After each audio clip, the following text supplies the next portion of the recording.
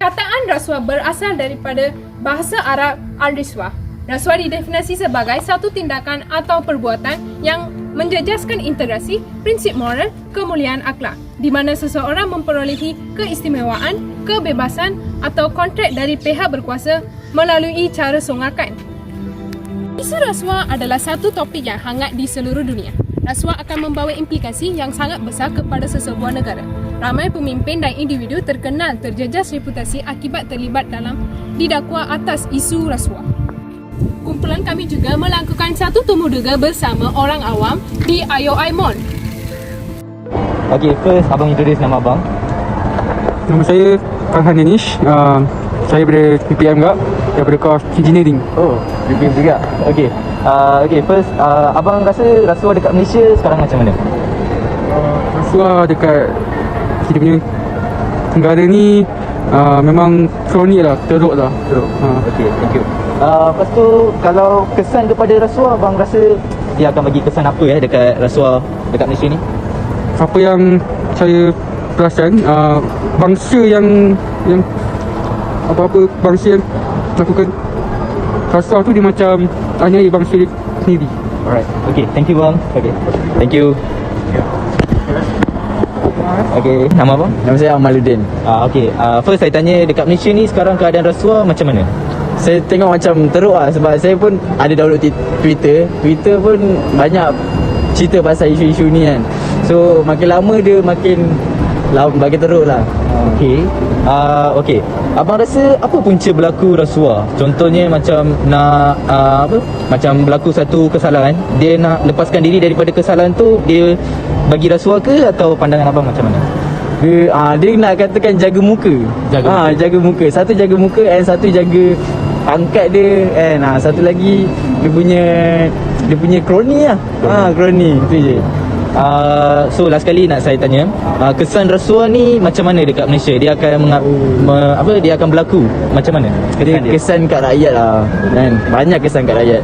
Sebab ya kan pembangunan kan semua kan, tapi kita semua rakyat yang kena pakai. Betul. Tapi yang sedap dia orang. Itu yang tak best tu. So kita hidup kat Malaysia ni semua kena pakai. So yang atas tu maybe fikir-fikirlah yang ada kat bawah ni. Okay bang, thank you so much. Thank you bang. Hai kak, nama saya Sharvin. Nama saya Shobana. Okay kak, saya nak tanya pasal tentang rasuah di Malaysia. Akak rasa sekarang di Malaysia rasuah macam mana? Kadar rasuah di Malaysia makin meningkat. Oh, makin meningkat. Okay. Okay, second, saya nak tanya, punca berlaku rasuah di Malaysia, akak rasa apakah punca? I rasa punca tu carelessness lah. Carelessness. Okay. Yang sikap mementingkan diri sendiri tu punca yang utama bagi rasuah. Alright. Okay, last kali. Apakah kesan rasuah kepada remaja sekarang di Malaysia? Kesan rasuah kepada remaja, individu yang mengambil rasuah akan menjadi sesuatu contoh kepada remaja. Pada masa akan datang, remaja juga akan memberi atau mengambil rasuah, dan dalam masa 10 tahun lagi dia akan mengakibatkan ekonomi negara lah. Okay kak, thank you very much. Okay, nama saya Sharvin. Nama angka? James. Okay, James. Okay, first saya nak tanya, abang rasa dekat Malaysia ni rasuah sekarang macam mana keadaan dia? Very obvious. Very obvious. Yes, very obvious. Compared to the other countries, Malaysia is so far is very bad. Okay. Okay. Lepas tu abang rasa apa punca berlaku rasuah dekat Malaysia? The one thing the rasuah is because the people right now is less education. Okay. Alright. Now what you can see is the government has not give enough motivative to the people about the education. Right. If all of people get enough and understand about the education, well, I'm sure that you will minimize the corruption. Yeah. Okay. Okay. My third question is, apa abang rasa kesan akan datang akibat rasuah di Malaysia? Oh, it's very bad. When you're talking about corruption, I can give you the one of example. The country we have is also very bad for the corruption. You can look at the okay, you just put on the globe Alright. those developed country Okay. and compared to those non-developed country. Alright. You can see that those developed country, they are very good in Like this control of the corruption. Alright. And those are non-developed countries, you can see that the corruption is very good. Okay. Yeah. Ya. Okey. Okey, soalan last kali. Apa abang nak cakap kepada remaja-remaja akan datang di Malaysia untuk for the youngsters? For the youngster, first of all, in Malaysia we are multi-nations. It's very good that we understand each other. Alright. Right? We know what we want, and first of all, must education. Alright. Okay, educate. Thank you, sir. No problem. Thank you. Rasuah dan penyalahgunaan kuasa dilakukan untuk kepentingan individu akan merosakkan kepercayaan rakyat, melemahkan demokrasi, membentukkan ekonomi, meluaskan perbezaan sosial dalam masyarakat sehingga boleh meruntuhkan sesebuah negara. Tidak dinafikan bahawa sifat tamak adalah sesuatu yang sudah ada dalam diri manusia. Malahan perbuatan rasuah ini disebut dalam semua kitab agama penting termasuk Al-Quran, Bible dan Veda Hindu. Jadi dalam video kali ini ia akan melihat kesan dan impak rasuah dan penyalahgunaan kuasa kepada negara. Tiada negara di dalam dunia yang bebas dari rasuah menurut Transparency International dan Cooperation Perspection Index CPI digunakan sejak tahun 1995 sebagai perbandingan tahap rasuah dalam sektor awam di 180 buah negara. New Zealand di tangga teratas berdasarkan CBI tahun 2022 tidak mempunyai nilai penuh 100, akan tetapi 87 mengamalkan institusi awam negara tersebut adalah paling terbaik dalam memastikan rasuah. Namun bagi CPI Malaysia tahun 2022, negara kita berada di tangga 57 dengan sektor rendah, iaitu turun 2 mata dari tahun 2021.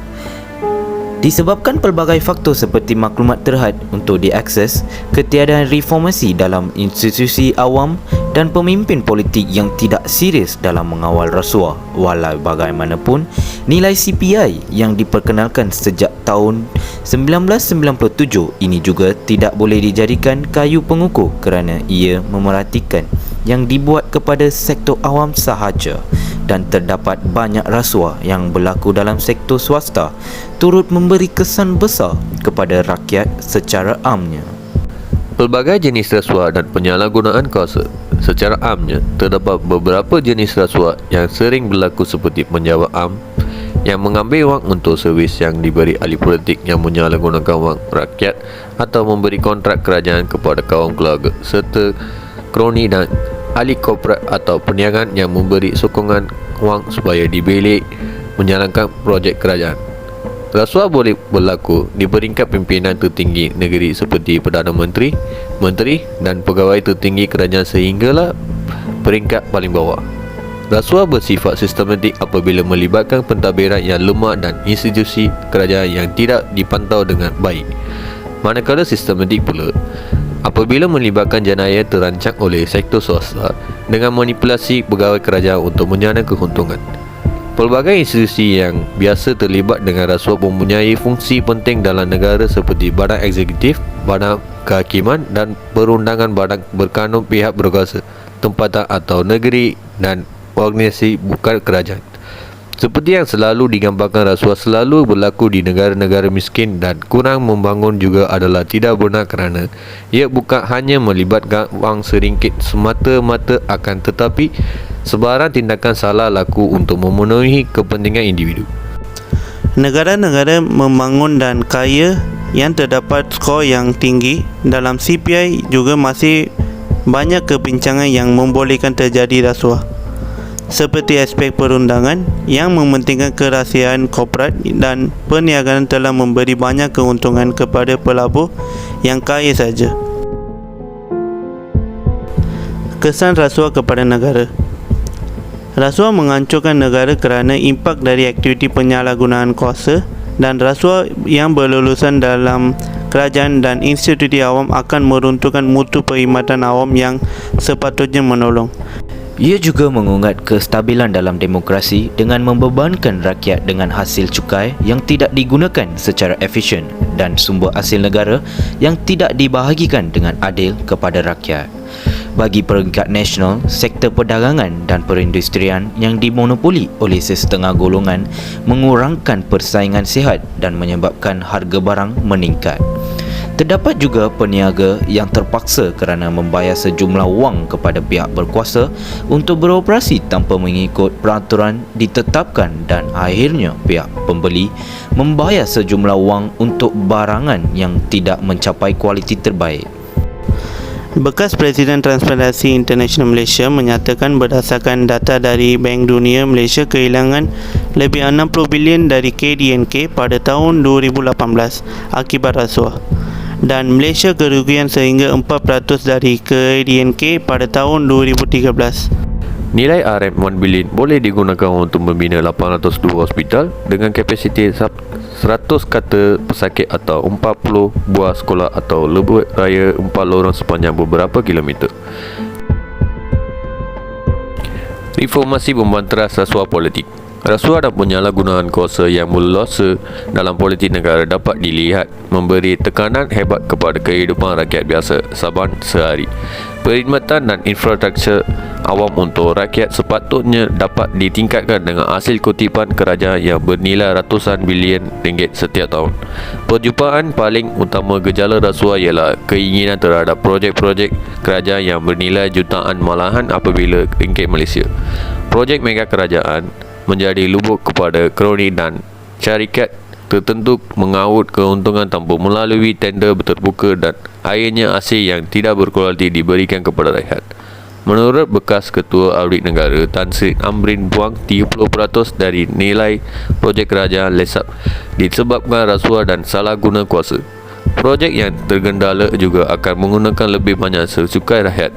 Pada audit sepatutnya diberikan kuasa untuk memantau dan melakukan pemeriksaan mengunjut terutamanya projek besar yang diberi tender secara terus ini. Dengan ini semasa memamerkan Suruhanjaya Pencegahan Rasuah Malaysia SPR. Adakah ada keperluan suatu organisasi terpenting itu patut dibuat reformasi segera, tambah lagi rakyat dilihat semakin tidak yakin dengan integriti beberapa badan kerajaan lain yang seakan-akan berat sebelah menyokong tanpa melakukan siasatan bebas serta memberi maklumat yang diukur kembali. Masalah rasuah politik di Malaysia juga kerana ketiadaan anta dalam politik, iaitu parti politik atau ahli politik tidak diwajibkan mendedahkan sumber dana mereka. Aktiviti sumbangan politik dari syarikat korporat jatuh tangan dari pemilikan perniagaan yang mempunyai kepentingan tertentu dari rencana politik sesebuah parti juga adalah tidak beretika dan patut dihentikan. Persoalannya di manakah titik noktanya? Rasuah sudah wujud dari awal sejarah. Kewujudan manusia dan hakikatnya manusia mempunyai keinginan untuk memperoleh kelebihan sendiri dan keluarga terlebih dahulu.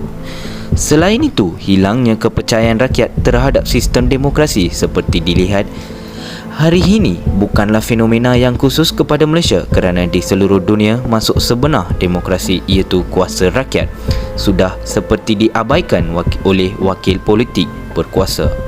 Jurang ekonomi yang semakin lebar mempunyai hubungan kait dengan kepesatan globalisasi abad ke-21, di mana pandangan golongan bawahan tidak mendapat peluang mengejar teknologi kerana kemiskinan disebabkan pentadbiran kerajaan yang tidak telus untuk membahagikan hasil kekayaan negara untuk kegunaan paling penting.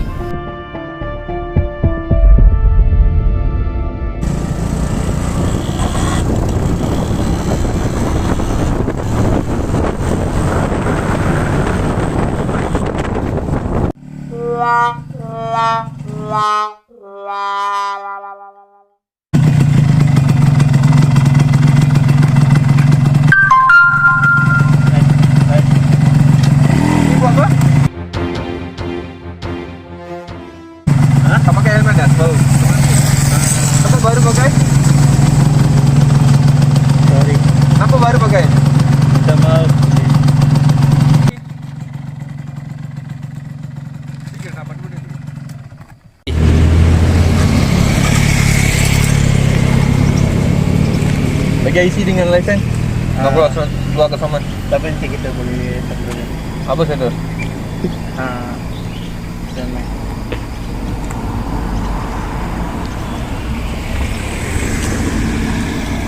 Alhamdulillah. Ingat apa? Lain kali jangan buat Okey. Ada belahan. Pakai helmet.